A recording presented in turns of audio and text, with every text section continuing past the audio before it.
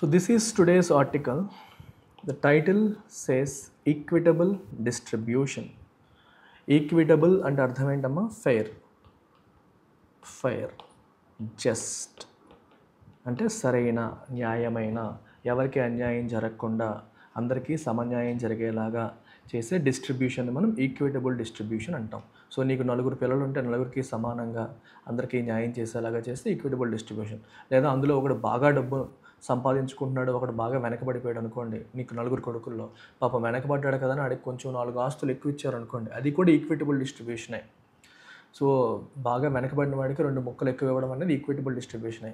Equitable అంటే equal అని కాదు, ఈక్విటబుల్ అంటే ఈక్వల్ అని కాదు, ఎవరికి ఎంత అవసరమో ఓకే అలా వచ్చేలా చేయడాన్ని మనం ఈక్విటబుల్ డిస్ట్రిబ్యూషన్ అంటాం. PAC recommendations on GST reforms will resonate with states. Public accounts committee, parliament యొక్క పబ్లిక్ అకౌంట్స్ కమిటీ కొన్ని రికమెండేషన్స్ ఇచ్చింది. దేనికి సంబంధించి? జిఎస్టీ రిఫార్మ్స్కి సంబంధించి. ఈ రికమెండేషన్స్ అనేవి విల్ రెజొనేట్ విత్ స్టేట్స్ అంటే అర్థం ఏంటి? స్టేట్స్ యొక్క ఆలోచనతో అవి సింక్ అవుతున్నాయి. స్టేట్స్ ఏవైతే అనుకుంటున్నాయో ఈ రికమెండేషన్స్ కూడా అవే చెప్తున్నాయి. సెంటర్ మీద స్టేట్స్ ఎటువంటి కంప్లైంట్స్ ఇస్తున్నాయో పిఏసి రికమెండేషన్స్ కూడా ఆ కంప్లైంట్స్తో సింక్ అవుతున్నట్టుగా ఉన్నాయి. రెజొనేట్ అంటే ప్రతిధ్వనిస్తున్నాయి, దాంతో సింక్ అవుతున్నాయి అన్నట్టుగా మీరు తీసుకోవచ్చు. The 19th report of Parliament's Public Accounts Committee is appropriately scathing in its criticism of the GST regime introduced in July 2017 to simplify, unify and improve indirect tax compliance in India. So scathing అంటే అర్థం ఏంటమ్మా? స్కేతింగ్ అంటే it's a స్కేతింగ్ remark అంటే క్రిటిసిజమే.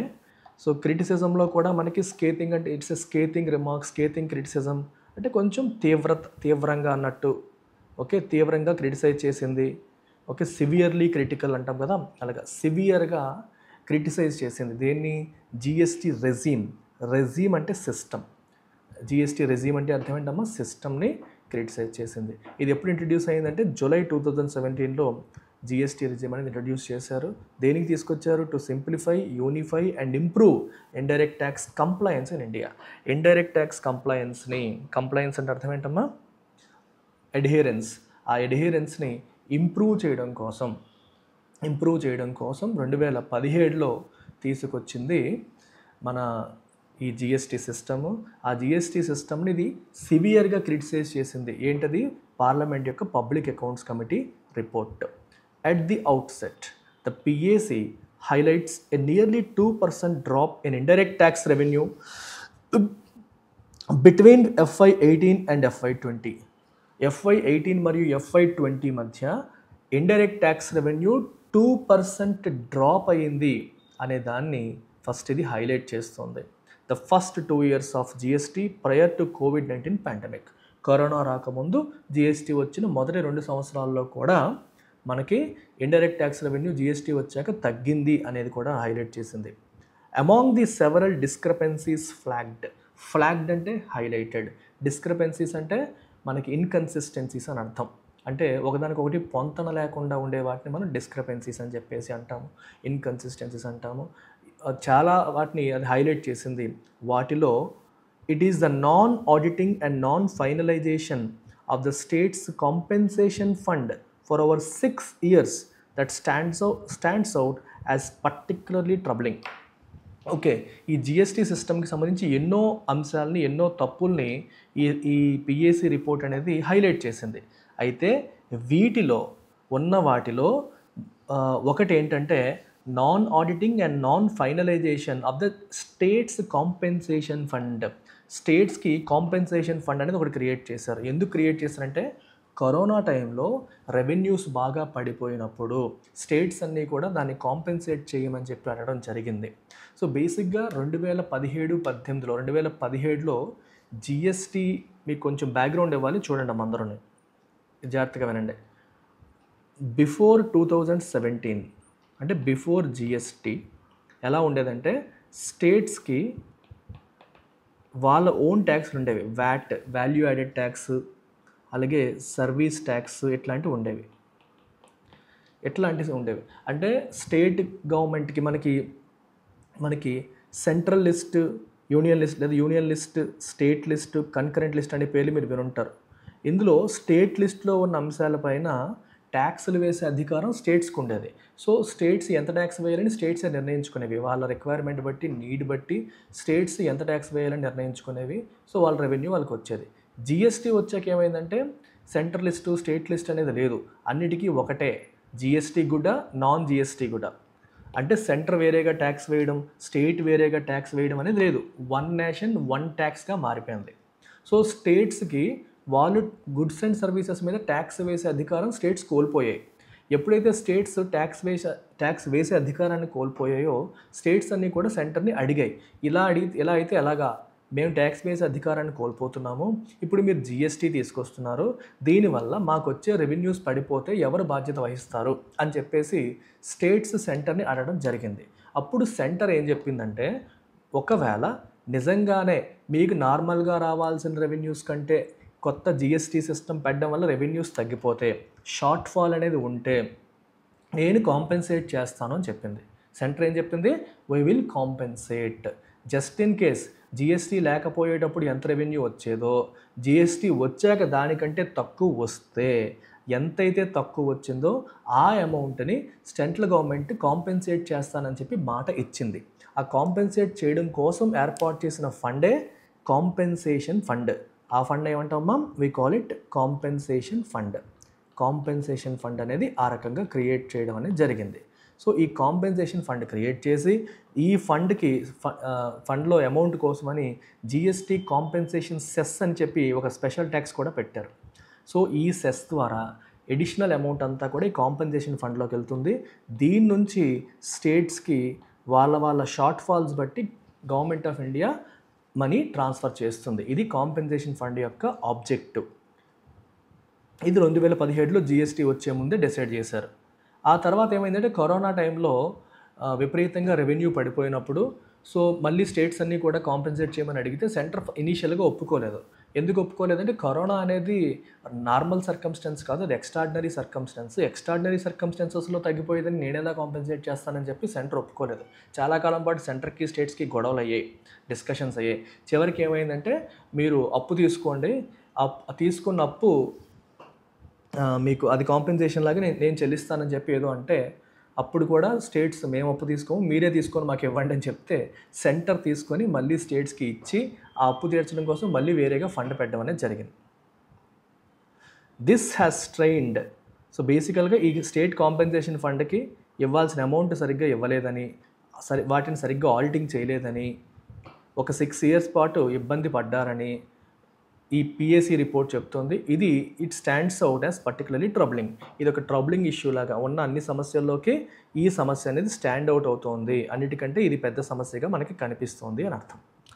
This has strained the functioning of what was meant to be a unified yet federal tax structure. So ఇది ఏం చేసింది, strain చేసింది.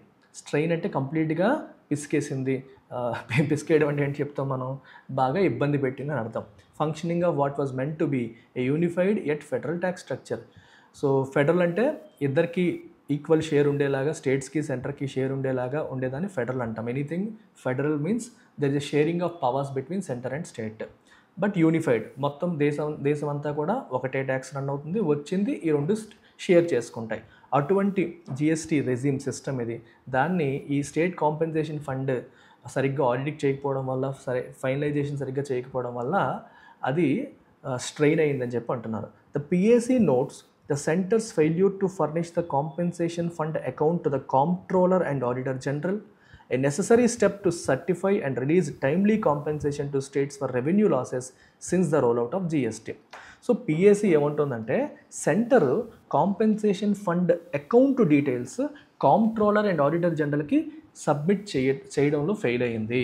Centre has failed to furnish compensation fund account to comptroller and auditor general. క్యాగ్కి ఈ details అనేవి submit చేయడంలో fail అయ్యింది.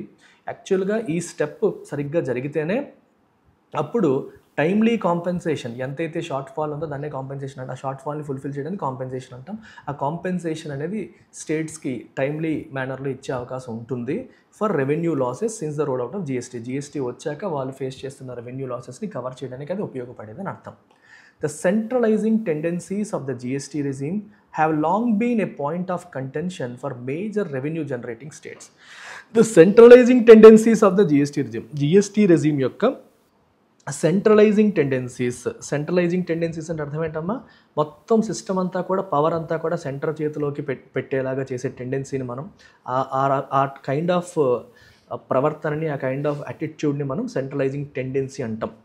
అంటే ఒక పర్టికులర్ బెంట్ ఆఫ్ మైండ్, ఒక పర్టికులర్ వేలో బిహేవ్ చేయడం, ఒక పర్టికులర్ వేలో ఫంక్షన్ చేయడం. ఏ రకంగా ఫంక్షన్ చేస్తున్నారు? సెంటర్కి స్టేట్కి ఈక్వల్గా ఇంపార్టెన్స్ ఇచ్చేలాగానా? కాదు. సెంట్రలైజింగ్ టెండెన్సీతో మొత్తం పవర్స్ అన్ని సెంటర్ చేతిలో కాన్సన్ట్రేట్ చేసే ఉద్దేశంతో, ఆ మైండ్ సెట్తో పని జరుగుతుంది. So have long been a point of contention. So ఇవన్నీ, ఈ టెండెన్సీస్ అన్నీ కూడా ఒక పాయింట్ ఆఫ్ కంటెన్షన్గా చెప్పొచ్చు for major revenue generating states. Point of contention అంటే అర్థమేంటమ్మా? కంటెన్షన్ అంటే వాదన, కంటెంట్ చేయడం అంటే వాదించడం. సో సెంటర్తో మేజర్గా వాళ్ళ వాదనకి వెళ్ళే ఇష్యూస్ ఏంటి? మీరు ప్రతిదీ కూడా మీ చేతిలోనే ఉండేలాగా చూస్తున్నారు, రాష్ట్రాలకు ఇవ్వాల్సిన ఇంపార్టెన్స్ ఇవ్వట్లేదు అని. Many of which have raised concerns over diminished fiscal autonomy and sharp declines in indirect tax collections. So many of which have raised concerns. చాలా వరకు ఈ స్టేట్స్ కన్సర్న్స్ రైజ్ చేశాయి. ఏ విషయంలో? Over diminished fiscal autonomy. మాకు fiscal autonomy అనేది diminish అయిపోయింది. Diminish అంటే తగ్గిపోయింది. ఫిస్కల్ అటానమీ అంటే స్వయంగా నిర్ణయాలు తీసుకునే అధికారం. ఫిస్కల్ అంటే రిలేటెడ్ టు ఫినాన్షియల్ ఆస్పెక్ట్స్లో మనకి స్టేట్స్కి నిర్ణయాలు తీసుకునే అధికారం over a period of time diminish అయిపోతూ వచ్చిందనే విషయంలో వాళ్ళు కన్సర్న్స్ రైజ్ చేశారు. కన్సర్న్స్ అంటే ఆందోళన వ్యక్తపరిచారు. And sharp declines in indirect tax కలెక్షన్స్లో కూడా షార్ప్ డిక్లైన్స్ ఉన్నాయనే విషయాన్ని కూడా వాళ్ళు రైజ్ చేశారు. As a destination based tax, GST is levied at the point of consumption, adversely affecting manufacturing heavy states. GST అనేది డెస్టినేషన్ బేస్డ్ ట్యాక్స్ అమ్మ, ఇది గుర్తుపెట్టుకోండి, మైండ్లో పెట్టుకోండి. GST అనేది మనకి ఆరిజిన్ బేస్డ్ ట్యాక్స్ కాదు, డెస్టినేషన్ బేస్డ్ ట్యాక్స్. అంటే అర్థం ఏంటి? ఒక వస్తువు, లెట్సే మహారాష్ట్రలో ఒక వస్తువు ప్రొడ్యూస్ అయింది అనుకోండి, ఆంధ్రప్రదేశ్లో ఆ వస్తువు కన్జ్యూమ్ అయింది అనుకోండి. ఒక వస్తువు మహారాష్ట్రలో ప్రొడ్యూస్ అయ్యి ఆంధ్రప్రదేశ్లో కన్జ్యూమ్ అయింది. సో ట్యాక్స్ కలెక్షన్ ఎక్కడ జరుగుతుందంటే ఆంధ్రాలో జరుగుతుంది. అంటే కన్జంప్షన్ ఎక్కడ జరుగుతుందో ట్యాక్స్ కలెక్షన్ అక్కడ జరుగుతుంది. ఎక్కడ మ్యానుఫ్యాక్చరింగ్ జరుగుతుందో ఆ స్టేట్కి ట్యాక్స్ రాదు, ఎక్కడ కన్జంప్షన్ జరుగుతుందో ఆ స్టేట్కి ట్యాక్స్ వస్తుంది. సో దీనివల్ల ఏమైంది? మ్యానుఫ్యాక్చరింగ్ ఎక్కువగా ఉన్న స్టేట్స్ ఎఫెక్ట్ అయ్యాయి. ఏ స్టేట్స్లో అయితే ఎక్కువ మ్యానుఫ్యాక్చరింగ్ జరుగుతుందో ఆ స్టేట్స్ అడ్వర్స్లీ అంటే negatively those states were affected, నెగిటివ్గా ఎఫెక్ట్ చేయబడ్డాయి, ప్రభావితం చేయబడ్డాయి. టు అడ్రస్ దీస్ కన్సర్న్స్, ఈ కన్సర్న్స్ని, ఈ ఆందోళనని, ఈ కంప్లైంట్స్ని అడ్రస్ చేయడానికి, పరిష్కరించడానికి the GST compensation to states act 2017 mandated a compensation fund and promised states a 14% annual revenue growth for 5 years. So మనకి 2017లో మీకు చెప్పాను ఈ పాయింట్. 2017లో స్టేట్స్ అన్నీ కలిపి ఇప్పుడు కొత్త సిస్టమ్ వచ్చాక మాకు నార్మల్గా వచ్చే రెవెన్యూ రాకపోతే పరిస్థితి ఏంటి అని అడిగితే అప్పుడు సెంటర్ ఏం చెప్పిందంటే ఒక చట్టం తీసుకొచ్చింది. GST compensation to states act 2017 తీసుకొచ్చి ఒక కాంపెన్సేషన్ ఫండ్ అనేది క్రియేట్ చేసి ఏం చెప్పిందంటే స్టేట్స్కి ఒక ప్రామిస్ ఇచ్చింది. ఏంటది? GST రాకముందు 2016-17లో మీకు ఎంతైతే రెవెన్యూ వచ్చిందో అది ఎవ్రీ ఇయర్ 14% యాన్యువల్ గ్రోత్ ఉంటుంది అని అస్యూమ్ చేసుకుందాము.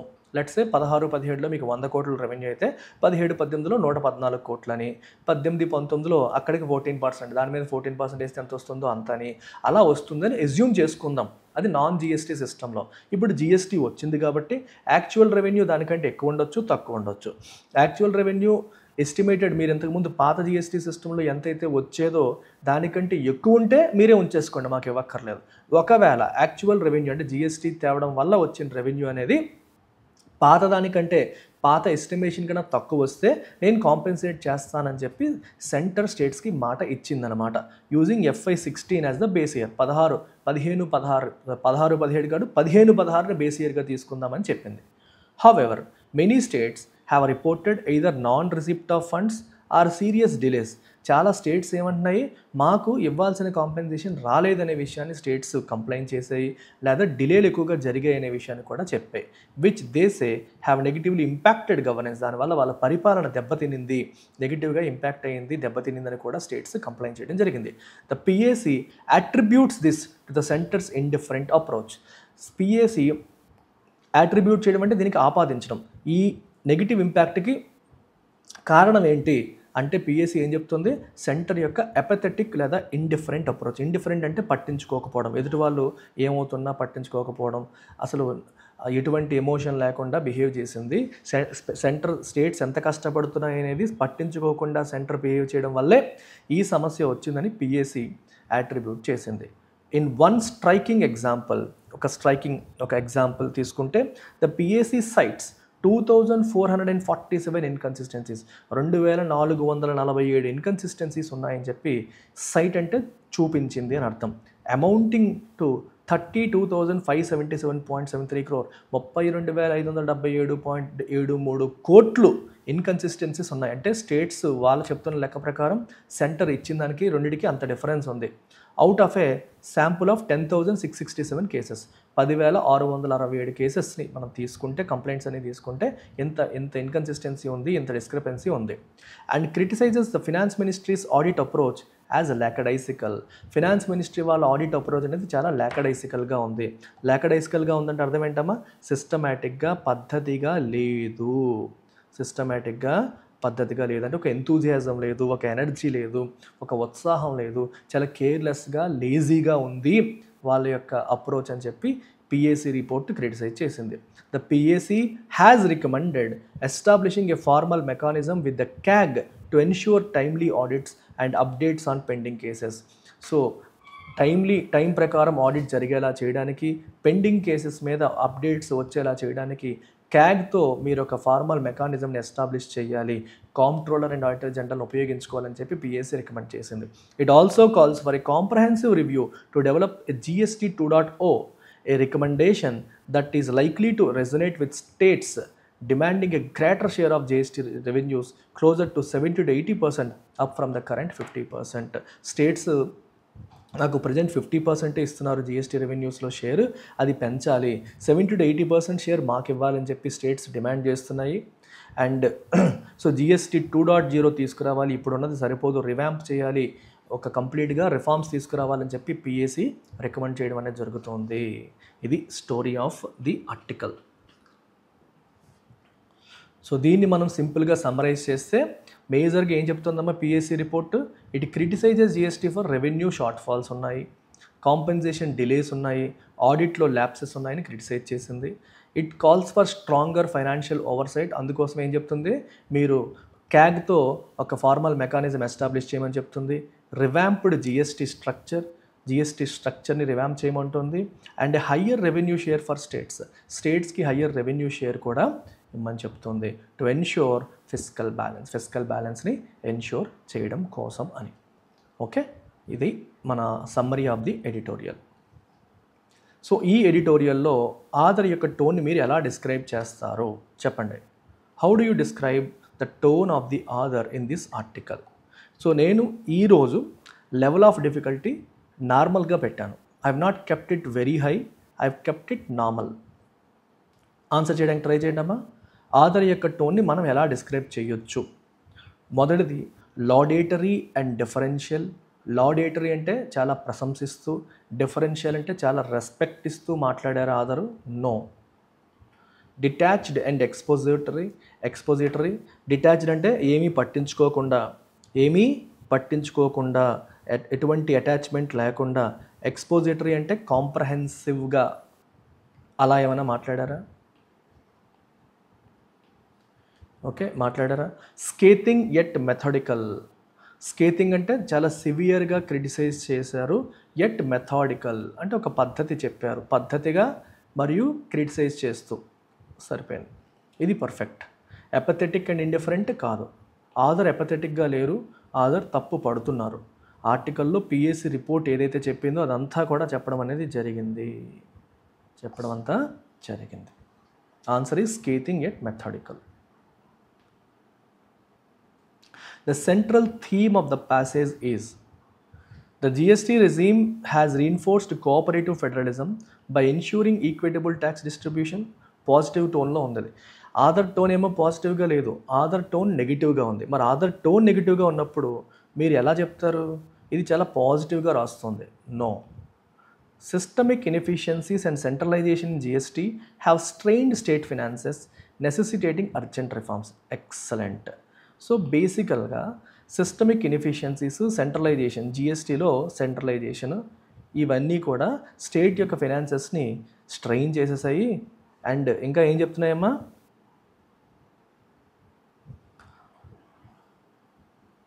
ఇంకా ఏం చెప్తున్నాయి, అండ్ అర్జెంట్ రిఫార్మ్స్ యొక్క నెసెసిటీని ఎస్టాబ్లిష్ చేస్తున్నాయి అని అర్థం. పర్ఫెక్ట్, ఇది correct answer. Which of the following can be inferred from the passage? Passage నుంచి ఇక్కడ ఇచ్చిన 4 ఏవి మనం ఇన్ఫర్ చేయొచ్చు, ఏవి మనం చెప్పొచ్చు? The current GST framework has led to fiscal imbalances between centre and states. Yes, కరెక్టే. PSC report suggests that delays in GST compensation have negatively impacted state governance. ఇది కూడా కరెక్టే. Increasing state share of GST revenue is the only solution to address fiscal disparities. ఎప్పుడైనా సరే ఇలాంటివి కనిపించేటప్పుడు మాత్రం stay away. అదొక్కటే solution, అదొక్కటే కాదు, ఎన్నో సొల్యూషన్స్ ఉంటాయి, దాంట్లో అదొకటే. The finance ministry has maintained a transparent audit mechanism. No. Audit మెకానిజంని క్రిటిసైజ్ చేశారు. ఫినాన్స్ మినిస్ట్రీ యొక్క ఆడిట్ మెకానిజం బాగాలేదు, అందుకే క్యాగ్తో ఫార్మల్ మెకానిజం బిల్డ్ చేయమన్నారు. So answer 1 and 2 only.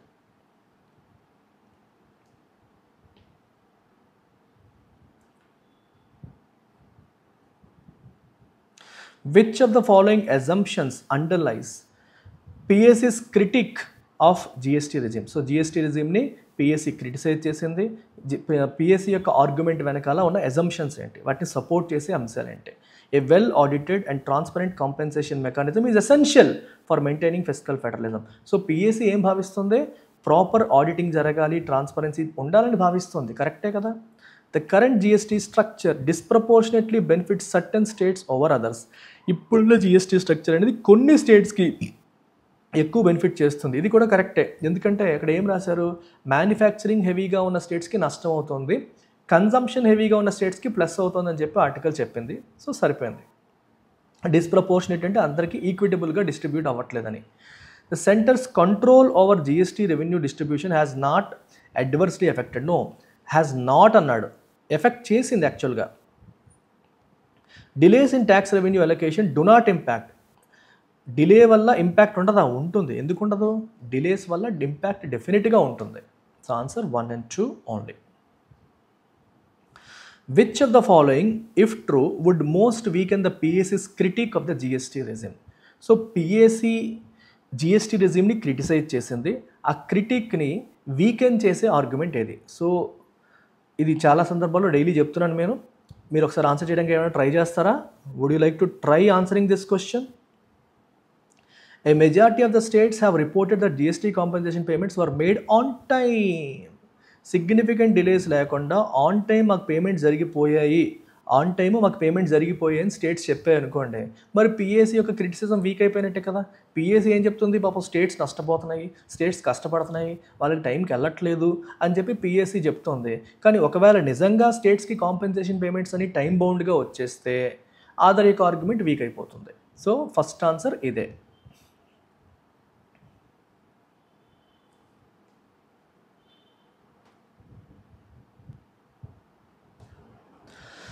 UPSC prelim style MCQ చూడండి.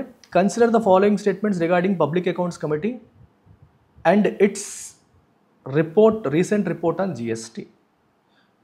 పిఎస్సి మరియు ఇట్స్ రీసెంట్ రిపోర్ట్ ఆన్ జిఎస్టీకి సంబంధించి consider the following statements. The PSC report highlights delays and inconsistencies in GST compensation to states impacting their financial stability. కరెక్టే. The GST compensation to States Act 2017 ensured a guaranteed 14% annual revenue growth for states until 2025. No, it is until 2022. The PSC has recommended increasing the state's share of GST revenue to 70 to 80% from the current 50%. No, PSC recommend చేయలేదు. PSC recommend చేసిందా? PSC recommend చేసిందా? PSC has it recommended 70 to 80% states అడుగుతున్నాయని చెప్పారు, కానీ PSC recommend చేసిందా అనేది మనం చూడాలి. Okay, it also calls for a comprehensive review to develop GST 2.0 and a greater share. Okay, correct. So PSC recommend చేసింది 50 నుంచి 70 to 80%కి పెంచమని కూడా పిఎస్సి రికమెండ్ చేసింది, కాబట్టి అది కూడా కరెక్టే. సో ఇవాళ ఎడిటోరియల్ మనకి ఫస్ట్ వర్డ్ వచ్చేసి స్కేతింగ్. స్కేతింగ్ మీనింగ్ ఏంటమ్మా? Severely critical or harsh. చాలా హార్ష్, క్రిటికల్ అనే మీనింగ్ వస్తుంది. Synonyms for this is vitriolic, acerbic, excoriating. ఇవన్నీ కూడా బాగా క్రిటిసైజ్ చేస్తూ క్రిటికల్గా ఉంది అనే కాంటెక్స్లో ఉపయోగించే పదాలు. Vitriolic it's a vitriolic statement, it's a vitriolic piece of journalism అన్నారు అనుకోండి, బాగా క్రిటిసైజ్ చేస్తూ ప్రభుత్వాన్ని ఎండగొడుతూ రాసిందని అర్థం. Acerbic, excoriating same meaning. Temperate అంటే కొంచెం అదుపు చేసుకొని, అంటే విపరీతమైన కోపం లేకుండా అదుపు చేసుకొని అని అర్థం. లాడేటరీ అంటే ప్రశంసిస్తూ అని అర్థం. కన్సీలియేటరీ అంటే what is the meaning of conciliation? Conciliatory అంటే ఫ్రెండ్లీగా, ఎస్టాబ్లిషింగ్ ఫ్రెండ్లీ రిలేషన్స్ అనే మీనింగ్ వస్తుంది. The PAC scathing report exposed inefficiencies in GST compensation and audit practices. PAC యొక్క స్కేతింగ్ రిపోర్ట్. స్కేతింగ్ అంటే అర్థం ఏంటమ్మా? బాగా క్రిటిసైజ్ చేస్తూ వస్తున్న రిపోర్ట్ అనేది it exposed inefficiencies in GST కాంపెన్సేషన్లో ఉన్న ఇన్ఎఫిషియన్సీస్ అనేది ఎక్స్పోజ్ చేసింది. సెకండ్ వర్డ్ వచ్చేసి డిస్క్రిపెన్సీ, అంటే lack of agreement or inconsistency between facts. మీరు చెప్పేది ఒకటి, చేసేది ఒకటి, అంటే రెండింటి మధ్య అగ్రిమెంట్ లేదు, ఇన్కన్సిస్టెన్సీ ఉంది, సింక్ లేదు, అలాంటప్పుడు డిస్క్రిపెన్సీ అంటాం. So there is a discrepancy between what you are saying and what you are doing. మీరు చేస్తున్న దానికి మీరు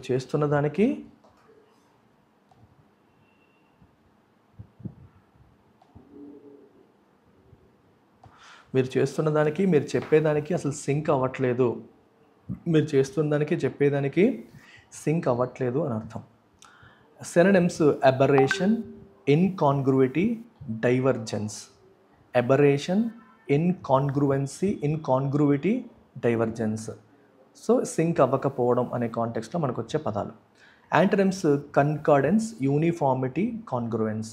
కన్కార్డ్ అంటే ఒకదానితో ఒకటి సింక్ అవుతుంది, యూనిఫార్మిటీ, కాంగ్రువెన్స్. ఇన్కాంగ్రుయెన్స్ విత్ అంటే మీరు చెప్పిన దాని ప్రకారం అని అర్థం. The report identified discrepancies amounting to 32,577.73 crore in GST related audit.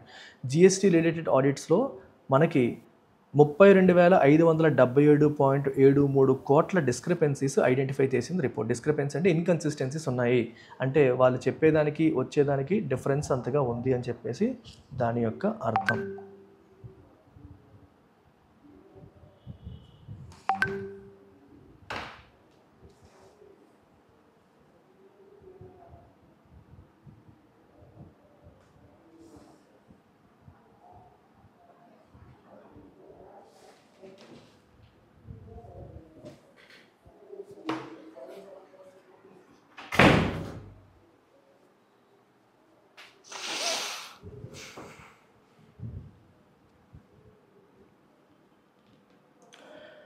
సెంట్రలైజింగ్ అంటే అర్థం ఏంటమ్మా? Concentrating power or control under a central authority. ఒక సెంట్రల్ అథారిటీ చేతిలో పవర్ని కాన్సన్ట్రేట్ చేయడం అనేదాన్ని, కంట్రోల్ చేయడాన్ని మనం సెంట్రలైజింగ్ అని చెప్పేసి అంటాం. మోనోపలైజింగ్, కన్సాలిడేటింగ్, హెజిమోనైజింగ్ అనే పదాలు మనం సినోనిమ్స్గా తీసుకోవచ్చు. Antonyms devolving, dispersing, delegating. Devolve అంటే what is the meaning of devolve? Devolve అంటే మొత్తం ఒకరి చేతిలో పెట్టకుండా డివల్యూషన్ ఆఫ్ పవర్స్ అంటారు, షేర్ చేయడం. డిస్పర్స్ అంటే స్ప్రెడ్ చేయడం. డెలిగేట్ అంటే వేరే వాళ్ళకి అప్పగించడం. The centralising tendencies of GST have weakened the fiscal autonomy of revenue sharing states. GST యొక్క సెంట్రలైజింగ్ టెండెన్సీస్ అనేవి ఏం చేసాయేమో, have weakened the fiscal autonomy of revenue generating states. Revenue generating states యొక్క ఫిస్కల్ అటానమీని ఇవి బాగా వీకెన్ చేసేసాయి అని అర్థం. Fiscal autonomy అంటే ఫినాన్షియల్ ఆస్పెక్ట్స్లో ఓన్గా నిర్ణయాలు తీసుకునే అధికారాన్ని మనం అటానమీ అంటాం. ఈ జిఎస్టీ సెంట్రలైజింగ్ టెండెన్సీస్ అంటే మొత్తం అంతా సెంటర్ చేతిలో పవర్ కాన్సన్ట్రేట్ అయ్యే విధానం. ఫిస్కల్ అనే పదానికి మీనింగ్ అంటే related to government revenue, taxation and public finance. Synonyms pecuniary, budgetary, fiduciary. ఇవన్నీ సినోనిమ్స్గా మనం చెప్పొచ్చు. Related to finance, non monetary, unbudgeted, unremunerative, not related to money అన్నట్టు. States have raised concerns about fiscal impact of GST on their revenue streams. States ఏం చేశాయి? They have raised concerns about the fiscal impact of GST on their revenue streams. Indifferent అంటే meaning ఏంటి? Lacking interest, concern, care. ఒక interest లేకపోవడం, concern లేకపోవడం, care లేకపోవడం. Synonyms dispassionate, nonchalant, insouciant. Synonyms ఏంటమ్మా? Dispassionate, nonchalant and insouciant. ఇవన్నీ కూడా దీనికి సినోనిమ్స్గా మనం చెప్పొచ్చు.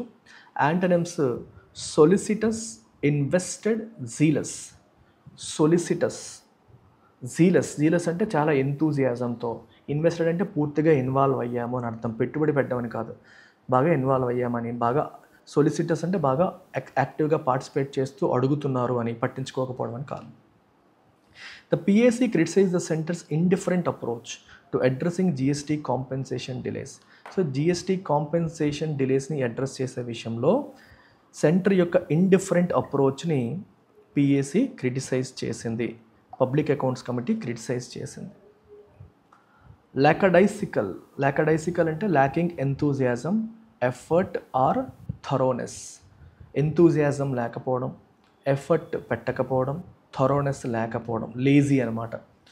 పర్ఫంక్ట్ అంటే ఏదైనా పని పైన చేయడం, పూర్తిగా ఇన్వాల్వ్ అవ్వకపోవడం. లెథార్జిక్ అన్న లేజీ, టార్పిడ్ అన్న సేమ్, ఎఫర్ట్ పెట్టకపోవడం అనే మీనింగ్లో ఇవన్నీ వస్తాయి. Antonyms industrious, assiduous, painstaking. Industrious అంటే చాలా కష్టపడి అన్నట్టు.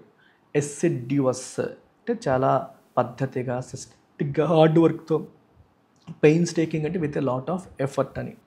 The Finance Ministry's lackadaisical approach to GST audits led to financial mismanagement. Finance ministry GST audits విషయంలో లాకడైసికల్గా అంటే లేజీగా ఉండడం వల్ల ఈ మిస్మేనేజ్మెంట్ వచ్చింది అని అర్థం. రెజొనేట్ అంటే to have an impact are create a lasting impression. Resonate చేయడం అంటే ఒక ఇంపాక్ట్ క్రియేట్ చేయడం, ప్రభావితం చేయడం అని అర్థం. రివర్బరేట్, రిడౌండ్, కంపోర్ట్ లాంటి పదాలు మనం సినోనిమ్స్గా తీసుకోవచ్చు. Dissonate, misalign, negate opposite words. అంటే ఎటువంటి ఇంపాక్ట్ లేకపోవడం లేదా కంప్లీట్గా నెగిటివ్ వెళ్ళడం అనమాట. The PAC's recommendations for revised GST structure resonate with states seeking greater fiscal autonomy. PAC యొక్క రికమెండేషన్స్ దేనికోసం? జిఎస్టీ స్ట్రక్చర్ని రివైజ్ చేయాలని చెప్పి. With states seeking greater fiscal autonomy అంటే స్టేట్స్ ఏవైతే ఫిస్కల్ అటానమీ అడుగుతున్నాయో వీళ్ళు అడుగుతున్న దానికి వాళ్ళ రికమెండేషన్స్ సింక్ అవుతున్నాయి, అది ప్రభావితం చేస్తుంది అన్నట్టుగా చెప్పొచ్చు. కాంపెన్సేషన్ అంటే payment or reimbursement for a loss or damage. Loss లేదా డ్యామేజ్కి ఇచ్చే పేమెంట్ లేదా రీఎంబర్స్మెంట్ మనం కాంపెన్సేషన్ అంటాము. రెమ్యూనరేషన్, ఇండెమ్నిఫికేషన్, ఎటోన్మెంట్ అంటే మనం చేసిన తప్పుకి ఒక రకమైన పరిహారం లాగా అన్నట్టు అంటాం. కాన్ఫిస్కేషన్, ఎక్స్ప్రాప్రియేషన్, ఫోర్ఫీచర్ అంటే స్వాధీనం చేసుకోవడం, ఇవి opposite words. Several states have reported delays in receiving their compensation under the GST framework.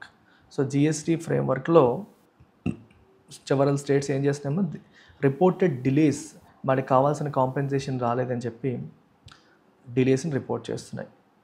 Mechanism అంటే system or process that facilitates a function or operation.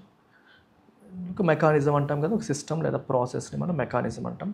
Apparatus, modality, కాంట్రైవెన్స్ ఇవన్నీ మనం సినోనిమ్స్గా చెప్తాం.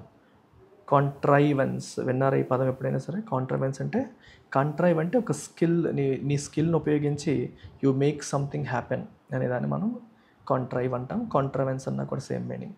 Antonyms disarray, dysfunction. అనార్కీ అంటే system లేకపోవడం, పద్ధతిగా లేకపోవడం, ఒక సిస్టమేటిక్గా లేకపోవడానికి ఈ పదాలు. The PSC recommends establishing a formal mechanism with the CAG to ensure timely audits. So PSC ఏం రికమెండ్ చేసింది? Establishing a formal mechanism with the క్యాగ్తో ఒక ఫార్మల్ మెకానిజంని ఎస్టాబ్లిష్ చేయమని పిఎస్సి రికమెండ్ చేసింది. టు ఎన్ష్యూర్ టైమ్లీ ఆడిట్ని ఎన్ష్యూర్ చేయడానికి, time బౌండ్గా ఆడిట్ ఎన్ష్యూర్ చేయడానికి. Revamped, improved or restructured to enhance efficiency. దాన్ని మనం రివాంప్డ్ అని చెప్పంటాం. రివాంప్ అంటే ఓవర్హాల్ చేయడం, సరిదిద్దడం, సమస్యని పరిష్కరించడం అన్నట్టుగా చెప్పొచ్చు. Opposite degenerate, atrophy, stagnate. Atrophy అంటే వీక్ అయిపోయింది, రోజు రోజుకి స్టాగ్నేట్ అయిపోయింది. డిజనరేట్ పాడైపోయింది అనే మీనింగ్లో మనం తీసుకుంటాం. So today's idiom byte the bullet అమ్మ. బైట్ ద బుల్లెట్ అంటే to endure a painful are difficult situation with courage and resilience. అంటే ఒక టఫ్ డెసిషన్ని తీసుకోవడం. అది చాలా కష్టమైన విషయం, వాయిదా వేస్తూ వచ్చావు, కానీ ఇంకా వాయిదా వేయకుండా టఫ్ సిచ్యువేషన్ని ఫేస్ చేసి దాన్ని మేనేజ్ చేయడాన్ని బైటింగ్ ద బుల్లెట్ అని చెప్పేసి అంటాం. The states had to bite the bullet and manage their finances despite the delays in GST compensation.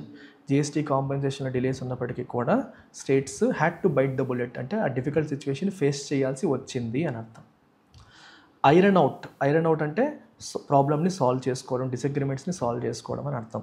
Centre and states need to iron out their inconsistency. GST కాంపెన్సేషన్లో ఉన్న ఇన్కన్సిస్టెన్సీని iron out చేసుకోవాలంటే sort out చేసుకోవాలి to ensure financial stability. అప్పుడే financial stability మనం ensure చేయగలుగుతాము అని అర్థం. ఎర్రర్ స్పాటింగ్ చూడండి, neither the states nor the centre were able to, ఇక్కడ వజ్ రావాలి. నైదర్ నార్ వచ్చినప్పుడు ఇక్కడ వర్బ్ ఏదైతే ఉంటుందో దాని నియరెస్ట్ సబ్జెక్ట్తో అది అగ్రీ అవ్వాలి. నియరెస్ట్ సబ్జెక్ట్ ఇక్కడ సెంటర్ కాబట్టి వజ్ అనేది రావాలి, వర్ కాదు. So answer is B. Explanation ఇక్కడ ఉంది, మీరు చెక్ చేసుకోవచ్చు. The best part of bank aspirants కోసం ఎల్టీఎక్స్ క్లాసెస్ ఆఫ్లైన్లో క్లాసెస్ స్టార్ట్ చేస్తుంది మన వైజాగ్లో. The beauty of LTX classes is daily prelims classes plus daily mains classes. ఇది బయట ఇన్స్టిట్యూట్స్లో మీకు జరగదు, మనం చేస్తున్నాము. And tests and explanations and complete free online access. 12,000 రూపాయల worth bank infinity online. Bank infinity మీరు ఆన్లైన్లో తీసుకుంటే 12,000, అది మొత్తం మీకు ఫ్రీ వచ్చేస్తుంది if you are going for offline. 20,000 రూపాయలకి మీకు 5,000 పర్ మంత్ ఈఎంఐ ఆప్షన్ ఇస్తూ మనం ఛాన్స్ ఇస్తున్నాము. జాబ్ వచ్చేంత వరకు మీరు వైజాగ్లో నా డైరెక్ట్ పర్యవేక్షణలో మీరు పికప్ చేసుకునే అవకాశం కలుగుతుంది. ఈ నెంబర్కి మీరు కాంటాక్ట్ చేసి జాయిన్ అవ్వచ్చు. బ్యాంక్ ఇన్ఫినిటీ ఆన్లైన్ అయితే 12,000 అమ్మ. ఆఫ్లైన్ జాయిన్ అయ్యే వాళ్ళకి 12,000 రూపాయల ఆన్లైన్ ఫ్రీగా వస్తుంది. సో ఇక్కడ ఏవైతే వస్తాయో ఇవన్నీ ఆఫ్లైన్ స్టూడెంట్స్కి ఫ్రీగా వస్తాయి. ఆన్లైన్ స్టూడెంట్స్ ఓన్లీ ఇది ఒకటే కావాలనుకుంటే మీరు 12,000 ఈఎంఐ ఆప్షన్ కూడా ఇస్తున్నాము. 3,000 పర్ మంత్ మీరు వినియోగించుకోవచ్చు. ఆఫ్లైన్ మనకి వైజాగ్లో అందుబాటులో ఉంది. ఓన్లీ మెయిన్స్ క్లాసెస్ మాత్రమే కావాలంటే you can go for Saphalya. 9,000కి 3,000 పర్ మంత్ ఈఎంఐ ఆప్షన్స్ ఇస్తున్నాం. దీనిపైన కూడా లైఫ్ టైం వ్యాలిడ్ ఉంది. ఓన్లీ ఇంగ్లీష్ కావాలనుకుంటే 999 రూపీస్కి టిల్ 31st లోపు ఎవరు జాయిన్ అయినా సరే 999కి 3 months వస్తుంది. 1st April నుంచి 999కి 1 month మాత్రమే వస్తుంది. సో ఈ మంత్ ఎండ్ లోపు ఎవరైతే వస్తారో వాళ్ళకి 3 months వ్యాలిడిటీ అనేది వస్తుంది. ఉపయోగించుకోండి. క్లాసెస్ అన్ని నేనే స్వయంగా డీల్ చేస్తాను. దట్స్ ఇట్ అమ్మా. Take care. బాయ్.